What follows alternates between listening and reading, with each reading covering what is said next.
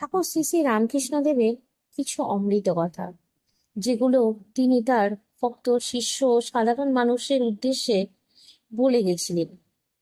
যত মত তত পথ, সব ধর্মই এক সত্যের পথ। প্রত্যেকেই নিজের মতো করে ঈশ্বরের কাছে পৌঁছয়। যাহাতে ঈশ্বরের কথা নাই, তাহাতে মন দিবি না। সংসার, বিষয়বস্তু সবকিছুতে ঈশ্বরকে অনুভব করো। মানুষ যদি একটুও সত্য হয়, তাহলে সে ঈশ্বরের দর্শন পাবেই। সততা, নিষ্ঠা ও একাগ্রতা ঈশ্বর লাভের প্রধান উপায়। সত্য বলো, কিন্তু মিষ্টি বলো। কঠিন সত্য বলার সময়ও তা যেন কষ্ট না দেয়।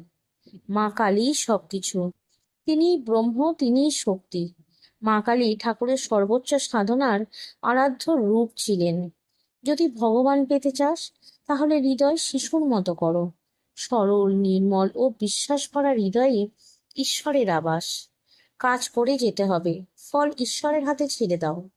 গীতা অনুসারে নির্লিপ্ত কর্মই হলো মুক্তির পথ।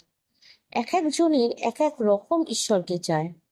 এক একজনের ঈশ্বরের দর্শন ধরন আলাদা, কিন্তু সব পথ এক মূলের দিকে যায়। যে ঈশ্বরকে ডাকে, তিনিই তার জন্য প্রতীক্ষা করে থাকেন। ঈশ্বর সর্বদা ভক্তের ডাক শোনেন। জীবে প্রেম, তাই শিবে প্রেম। সকল জীবকে ভালোবাসাই ঈশ্বর সেবার শ্রেষ্ঠ রূপ। এরকম আরো ঠাকুরের কথা শুনতে আমার চ্যানেলটিকে সাবস্ক্রাইব করে দেবেন এবং লাইক, শেয়ার ও কমেন্ট করবেন।